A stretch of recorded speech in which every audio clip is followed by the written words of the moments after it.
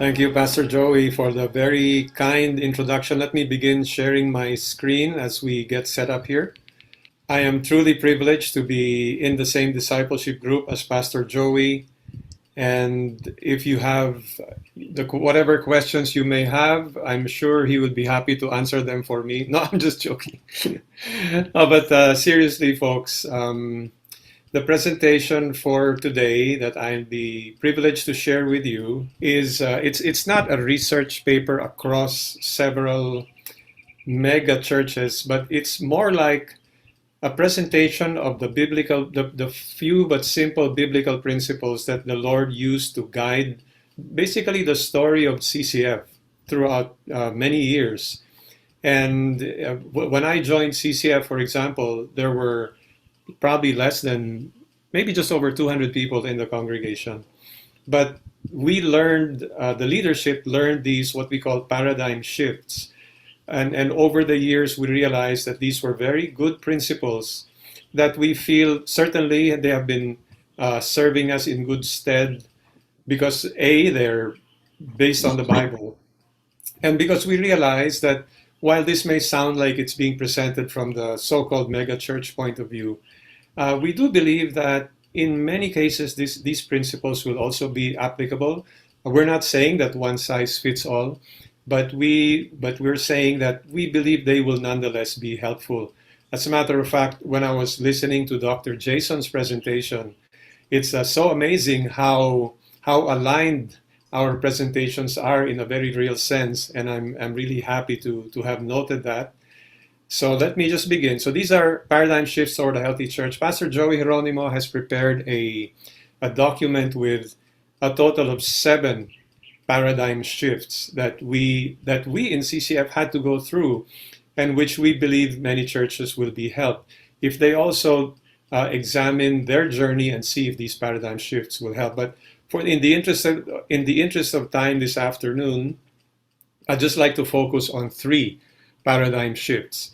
And that's the paradigm shift in mission, which is from declaration to disciple making, paradigm shift in ministers, which is from clergy to lay people, paradigm shift in structure, which is from big group to small group. And I know that for the most part, I'm preaching to the choir, but again, I guess this is meant not just for this group to take in, but for this to be cascaded to others who can be helped through everything that will be learned and unearthed through the efforts of this Church Health Commission or project team.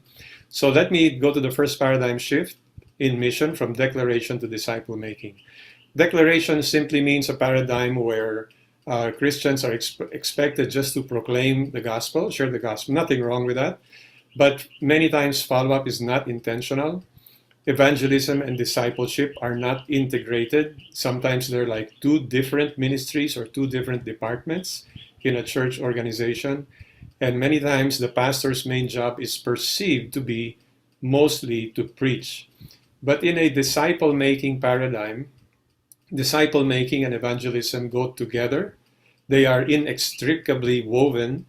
And the pastor's main job, of course the pastor should preach, but his main job really is to equip. Where do these principles come from?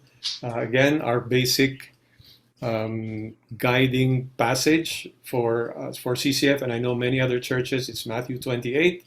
We all know that the main verb in verse 19 is make disciples.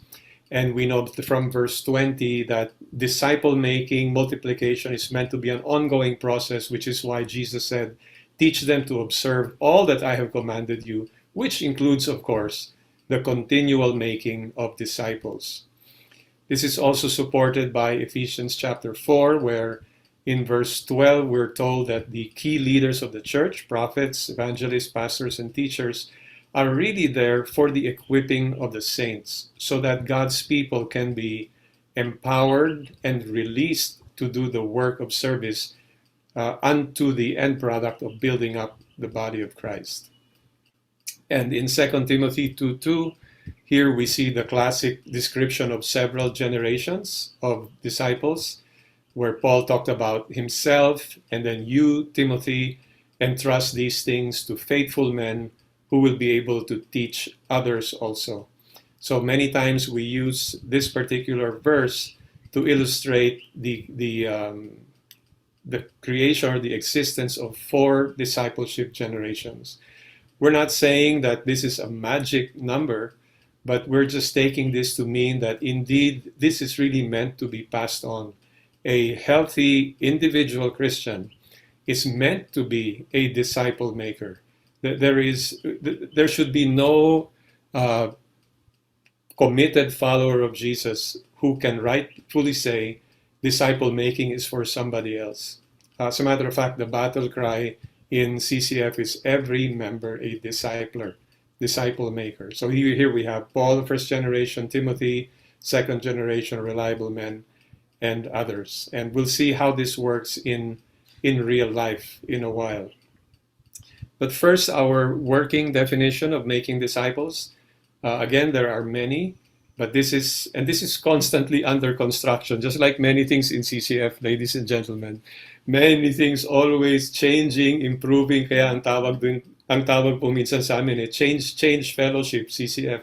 That's okay, because for us, that's the mark of willingness to learn and willingness to improve. But what is meant by making disciples? Disciple making is the process of bringing people to Christ, building them up in the faith toward Christ-likeness. So it's really an issue of spirituality, of transformation, not information, for the purpose of spiritual multiplication. And as Dr. Jason said, something that is healthy in the right way should multiply. And of course, in the end, this is really all for the glory of God. One thing I would like to emphasize is that discipleship in the small group setting is the KRA. This is corporate language, which many of you probably also are familiar with. It means key result area. Discipleship in small groups should be the KRA, so to speak, of any ministry. For example, in CCF, there are ministry groups like Next Gen, which is for children, Big Fridays, which is for single adults, Movement, which is for men, Elevate, which is for high school and college students, Across, which is basically for families, especially young families, Women to Women, which, no surprise, is about women. And there are many other smaller ministry groups, single parents, etc., etc. But the point of emphasis that we make is whatever commonalities exist between and among people in these ministry groups, there is still one key objective, and that is to make disciples in a small group setting. Okay, so I just wanted to make that clear, that all ministries, quote unquote, are meant to be aligned to the main thing. Now, the next paradigm shift has to do with ministers, from clergy to lay people. We realized that if we weren't careful over the years, we may become a church where paid pastors and staff do most of the ministry, and the members, the lay people, do nothing much more than attend, or very little more than just attend the weekend service or maybe other activities and provide money. I know it's kind of a very stark statement, but there are such realities, unfortunately, in the church world today. But the lay people paradigm is we are all priests and we are all meant to serve. And we are all meant to serve, yes, according to our giftedness, according to what the Holy Spirit has imparted on us, but we are all meant to serve, especially in the context of making disciples. And of course, the basis for this is 1 Peter 2:9, which says we are all a royal priesthood, who should be declaring the excellencies of Him who called us out of darkness into His light. And also Acts chapter 4, which talks about Peter and John having been observed that they were uneducated and untrained. So I guess this falls under P1 or P2 category, Dr. Jason. And they were marveling and began to recognize them as having been with Jesus. Now, please don't misunderstand me or the group I'm representing. We are not against seminary or formal training. As a matter of fact, Dr. Tim, I want to acknowledge the presence of Dr. Tim here, and there's a whole bunch of leaders of CCF, most of them lay leaders who are currently enrolled in a master's degree course in ATS. But again, if you think about servant leadership in the context of small group leaders, it's almost impossible to put all of these people through formal schooling. So in that sense, a lot of these people, just like house church leaders, are quote unquote uneducated and untrained. It doesn't mean that they should stay that way, which is why later on I'll show you something about having in-house development programs for the church members. What are the hindrances to making the shift? Well, just a few. Tradition, and I don't mean this in any derogatory way, but when we say tradition, we mean it's the mindset that says, this is the way we've always done things and we'll always continue doing them this way. So the unwillingness to change really is that what points to insecurity, pride, fear of giving up control, fear of wrong teaching, which is a valid concern, by the way, and that question was very well answered earlier by Dr. Jason. And again, one of the hindrances is the inability to trust the work of the Spirit of God. And again, this connects back to something which Dr. Jason talked about. We need to really be willing to let the Spirit of God work in and through, quote unquote, ordinary people. What, on the other hand, are the benefits of empowering lay people? There are some very practical benefits. First of all, is available manpower. 99% obviously of all believers are lay people. It capitalizes on relationships, meaning to say, if there is one thing that is the glue in discipleship groups, discipleship networks, wherever they may be in the church hierarchy, it's really, the bedrock really is relationships. Of course, our relationship with God, number one, and our relationship with each other. It's a tangible witness of God's power to change lives. It's a wonderful platform, not only to be used by God to help somebody transform, but to see that transformation take place with your own eyes. God's gifts are utilized. I'm sure this is the same thing also in a house church, where gifts of teaching, gifts of helps, gifts of other gifts of the Holy Spirit are discovered and are put to good use in the context of a small group. And of course, the cost is minimal because these are all volunteers. Let me show you what it looks like in real life. These are just a few examples.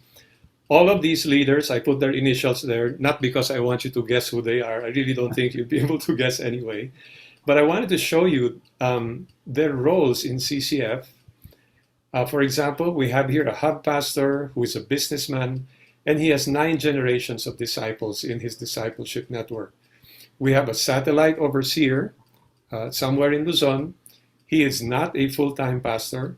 He is a physician. He has 5 generations of disciples under him. We have an elder who is a business consultant, a retired banker. He has 4 generations of disciples under him. We have a satellite pastor who is also not full-time. He's an executive, and he has 7 generations under him.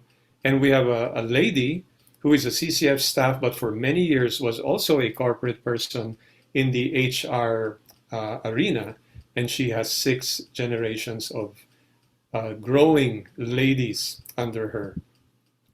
And if I were to make a summary of the CCF network at this point, we have 78 satellites in the Philippines, satellite churches, over 46 international satellites, and 95% of them, give or take, they are all headed by lay people. So this is what it can look like when a healthy discipleship network grows into a network of churches as well. So the final paradigm shift is a shift in structure from big group to small group. So big group focuses mainly on a big gathering like the Sunday worship, where inevitably relationships may be superficial because it's next to impossible to have deep, meaningful relationships in a group that's like hundreds or even thousands. We're not saying we shouldn't have the Sunday gathering, but we need to make sure that as many people as possible are part of a small group. That's where small gatherings take place and meaningful interactive relationships are are developed. Even Jesus knew the importance of that, and he spent all night praying for the 12 in whom he would pour out his life. So that to us is the ultimate model. I'm not talking about the number, I'm talking about the principle. Okay. By the way, the average number of people in small group in CCF is 6 or 7, and that's perfectly okay. We have a discipleship covenant that we introduce in all the small groups, and it uses Christ as the acronym, and this means confidentiality. So confidentiality in a small group is very important. No chismes, honesty, to be open, to be vulnerable, and that needs to be modeled by the leader himself or herself. Respect means you attend the group, you respect the purpose of the group. I means intercession. Prayer is a very important component of every discipleship group gathering. Spiritual growth is the objective, to become more like Jesus. The flip side of this, no borrowing money, no recruiting for networking. You know what I'm saying? So people need to be very clear. Spiritual growth is the main thing. And Timothy's means you as a member, you should have it as your objective, as your God-given mission to eventually become a disciple maker yourself. That's what Timothy's means. We have a bunch of accountability questions that we recommend that D group leaders and members ask every so often. We're not saying they ask all these questions all the time, but these are just the types of questions that help people be transparent and build deeper relationships, honest and open relationships. Some questions have to do like their quiet time. Question number 1. Number 2, no surprise, very important. How is your family relationship? Your spouse, your children, your parents, or your siblings? Number 4 question has to do with thought life, because many times people struggle with things like pornography and they're just absolutely embarrassed to open up about it. So these are just examples. They'll probably all be in the paper that Pastor Joey will share with you. And as I just to wrap up, the benefits of small groups, there are many. Again, like I said, it's an opportunity to build long-term relationships. I know in the US, many times the model is they break apart the small groups after a year or 2 or 3. But so far, although we're willing to look at that model as well, but so far, long-term relationships have been one of the most advantageous aspects of discipleship groups. The creation of a safe environment, security, acceptance, fun, encouragement, transparency, which we believe builds intimacy, because the more open and vulnerable you are, the more you get to know the person. Accountability allows us to address blind spots, just like what Dr. Jason mentioned, even in that group of elders. You know, maybe somebody has a problem with temper or the way he treats his wife, and so on and so forth. Character development, application of scriptural principles, dealing with heart issues, that's really what is most discussed. Mentoring takes place, therefore a person's continuous spiritual growth is a result of that. We usually group people homogeneously, so men, women, women. Why? Because we're always very cognizant that if a man disciples a woman or vice versa, there's always room for the wrong things to happen there. So although families can obviously be discipled in that context, but generally speaking, men disciple men, women disciple women. And in that, having said that, women are empowered. So the women in the church get to have servant leadership roles. Even in a church where there are no formal pastoras, in CCF we realize, wow, there's so many pastoras. Women with who have discipleship networks, they're like the shepherds. They are the shepherds of their discipleship networks. Mutual assistance in times of need. Wow, during the pandemic, it's amazing. When all of these people started getting sick, the D group system went into action, sending food, sending medicine, referring doctors. It was incredible, the level of practical help and amazing love that was shown in and all throughout the discipleship network. Number 10, the leadership reserve is developed, meaning to say the future pastors, satellite overseers, and even house church leaders will will be built through this discipleship network as people grow, as people display their giftedness and so forth. And of course, we minimize bureaucracy because many things are dealt with at the level of the discipleship network and don't always have to get kicked up the so-called the ladder or the reporting lines up to the pastor. Okay, just a few more. We obviously maximize quality and quantity because members are trained before they become leaders. There is unlimited ministry opportunity because growth is, in theory, boundless. But most importantly, love is lived out, servanthood is modeled, and of course, the stage is set for growth, multiplication, and not just addition, not just new members joining, but people multiplying themselves through discipleship. Let me just end with these two slides. So, health indicators and steps towards keeping that health. So, first of all, first health indicator would be a clear discipleship purpose, meaning discipleship is the main thing. How do we maintain that? We reiterate, we model from the top, we align and simplify ministry activities. So we don't want to be caught in a flurry of many things. We just want to keep the main thing the main thing. Talking about pastor overseer's health is really centered more on character and family.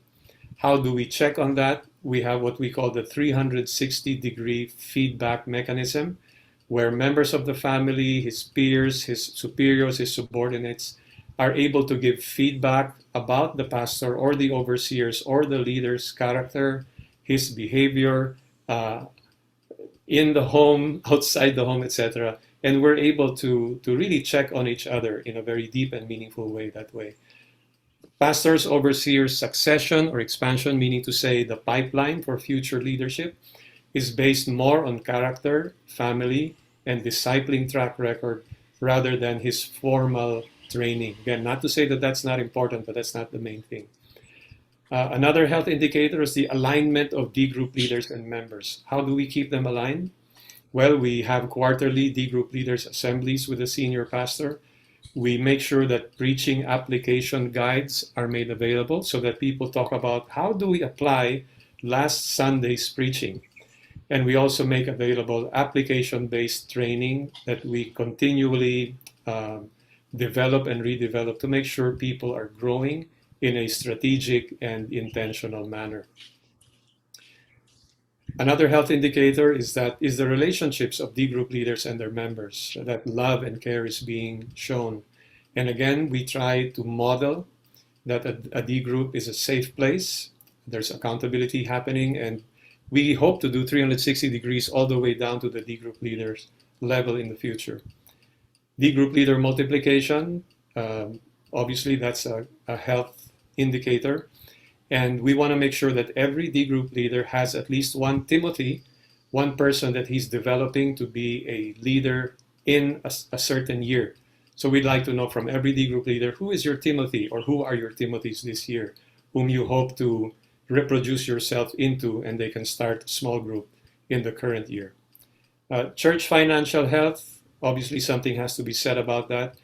Simply said, we just say a church has to live below its means. And this will be true whether for church satellites and future house fellowships, which CCF is seriously getting into because we realize that this is an important strategy in reaching all levels of society.